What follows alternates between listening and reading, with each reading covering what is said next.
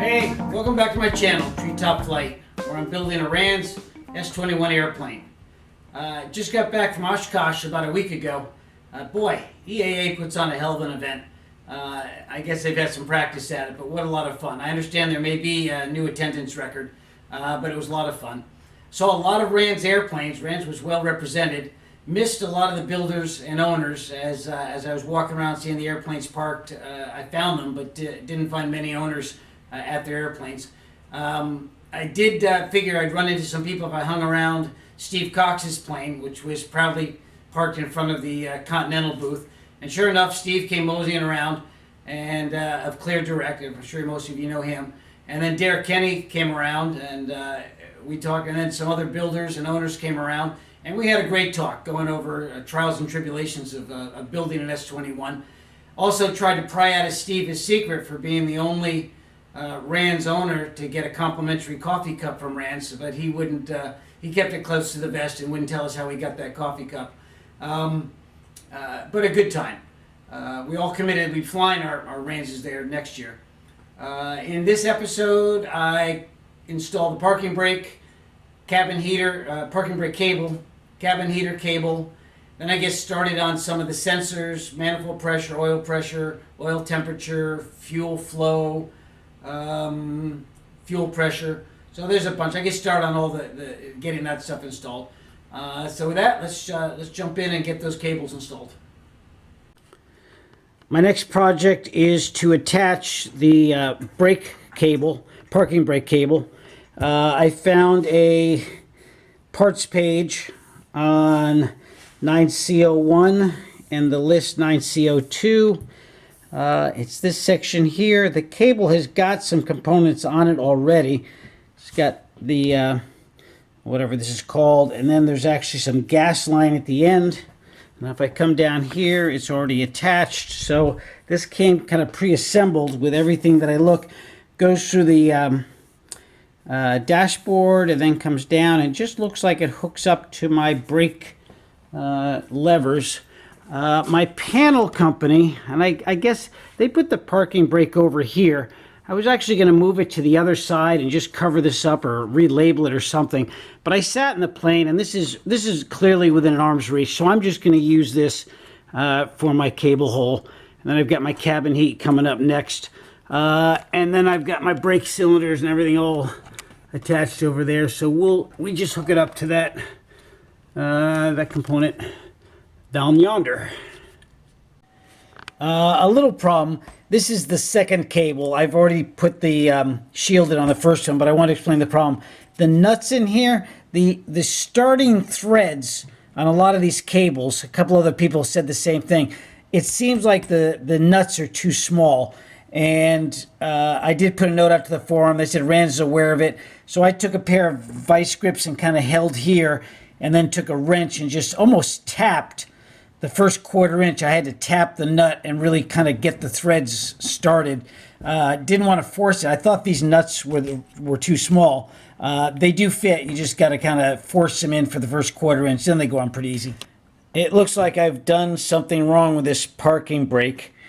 If you come to the diagram of where the parking brake and the bracket is, they show, and I'll see if I get in here, that the first rivet of this hole is 0.6 inches from the center line of the brake.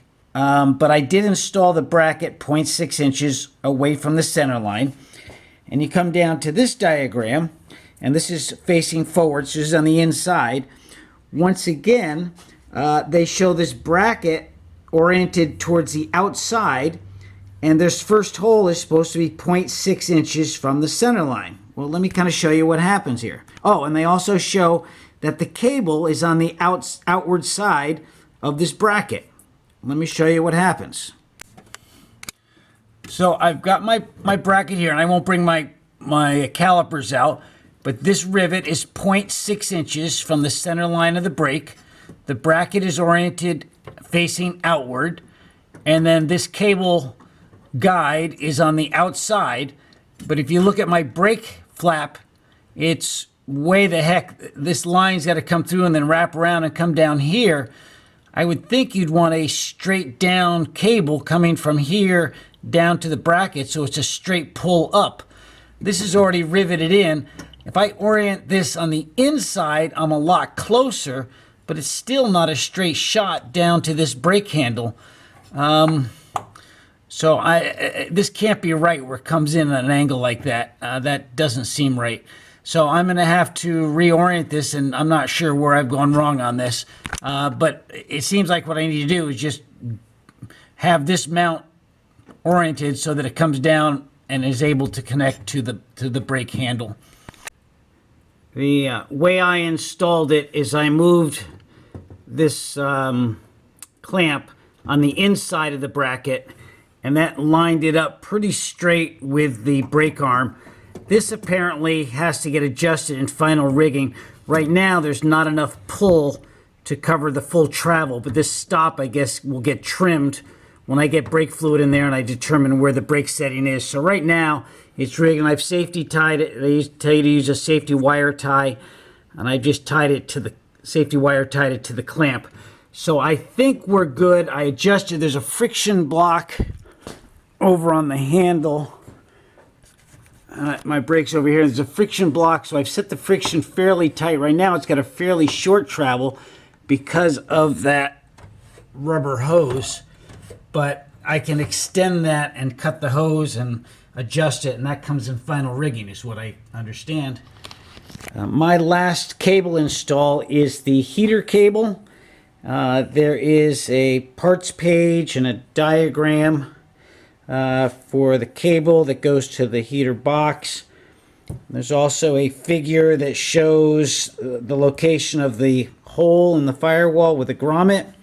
I've got to be somewhat careful because my cabin heat knob is going to be on the right side of my panel as opposed to somewhere in here. So I've got to make sure my cable's got enough length to go all the way over to where they indicate that hole in the firewall should be, which is on the left side facing forward, and then have enough room or enough length to go back. You know, if it comes through here somewhere, which I think is what the diagram says, it's got to have enough length to get back to that heater box. So I may put it somewhere in here so that it doesn't have as far to travel. And then of course it's got kind of the same configuration as the brake cable. There's a little lever here that goes on the heater box, and it goes through here and attaches the same way. Well, this would have been nice to know.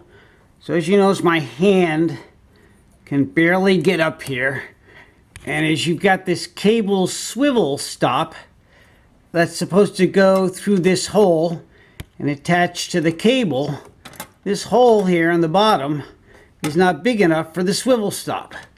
So now you either got to try and get a drill bit up there, which I don't think I can, or you've got to take this arm off the heater box to drill this hole out for the swivel stop. That's going to be a pain in the ass. Don't know how I'm going to do it, but if you're watching these ahead of your build, you might want to drill this out to the sides of the swivel stop before you attach it to your firewall. Well, this isn't going as well as I had hoped. If you get in here, I have moved this bracket in the back position, the forward position, and every time I have to reset it, getting in here with wrenches, I get to move this nut about a 1/16 of an inch each turn, so it takes a while to reset it. I think what's going on is this bushing that comes through has got a hole in it for the wire.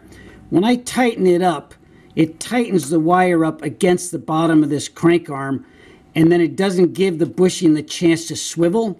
So as I try and with the control in the cockpit, it's really, really stiff because it's got to kind of go out and then come back in and go out. It's not a perfect line. So I think it needs to have the swivel ability. Without that, the wire's really stiff. So what I'm going to do is I'm going to take this out, and I can't get this arm off. It's attached, so that's a long story. But I think what I'm going to do is I'm going to take my Dremel and I'm going to thin this arm just a little bit so this bushing that goes through is clear, and the hole for the wire is not pushing up against this arm, which is, I think, keeping it too stiff. That's where I think I'm going to go. Boy, I hate to log the hours that I've spent on this trying to make this work. It's taken me a long time, but I'm going to keep working at it. Okay, that did it. I just ground down this bar a little bit at the end, and now this bushing can kind of swivel. Even though the wire's clamped up in here, it's loose underneath, so it swivels, and that's what it needed. Now it's got the full range of motion, so I'm good with that.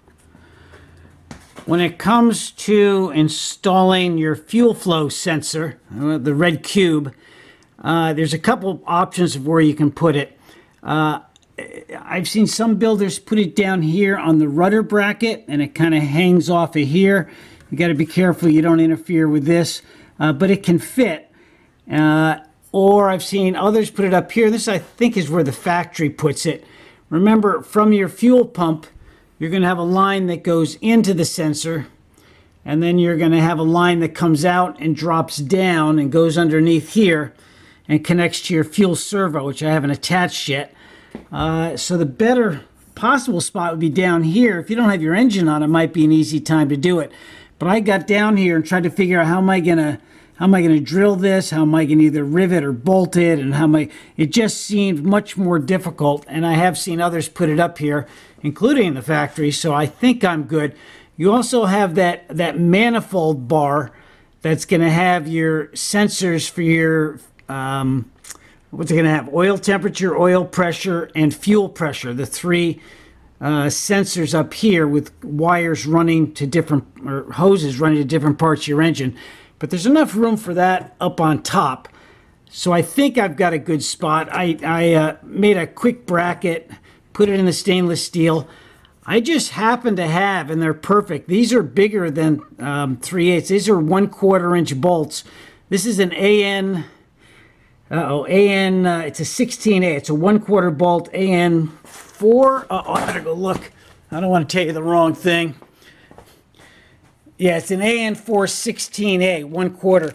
I just happened to order extras when I was buying some ANs, and the 16A happens to be perfect length with a couple washers and the shear nuts.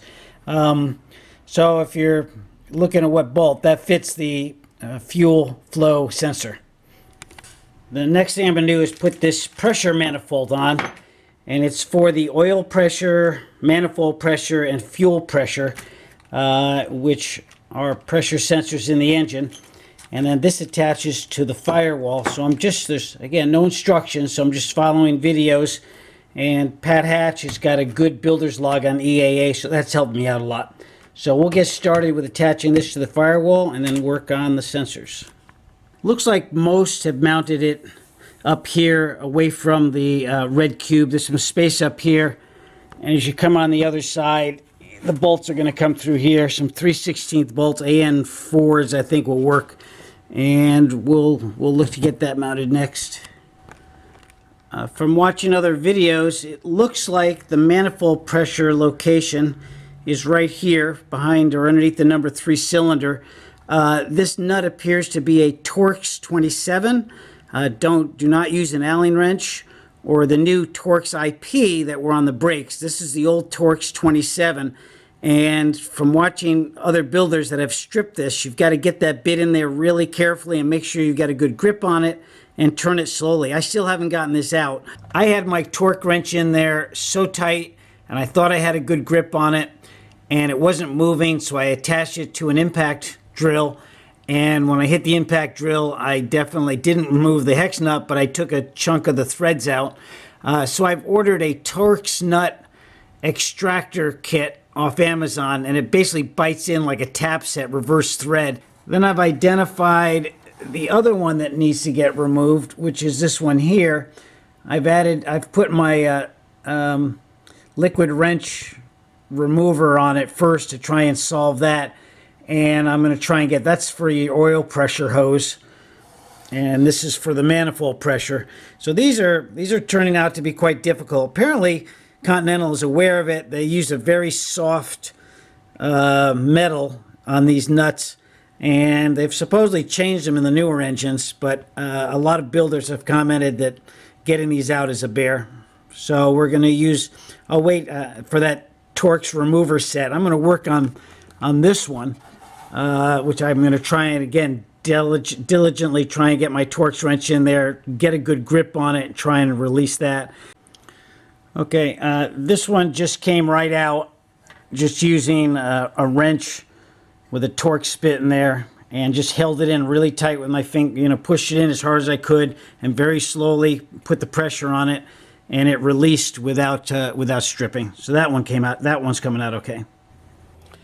I bought a torque screw extractor kit. It says basically if you've got anything left on the torque screw itself, if you haven't stripped it flush, this will go in and grip it, reverse. It's a reverse thread, and in theory unwind it. So we'll find out how this works. Well, I got it. I also, in addition to the Torx extractor set, I also purchased a screw extractor set in case I had to drill in and use a screw. The screw extractors are more just like a reverse thread. These have a different shape to them, and they just didn't work as well. When I got this screw extractor in, I just pushed really, really hard and turned it really slowly to make sure these threads were catching the inside of the nut, and then it came. So I got it out. Well, that's a good place to stop. That section took 14.7 hours. Brings my build to 1213.4 hours. In the next video, I'm going to continue with those sensors, get the wiring done, get them installed, get them put in the engine, and we'll get that out shortly. So remember, dream it, just build it.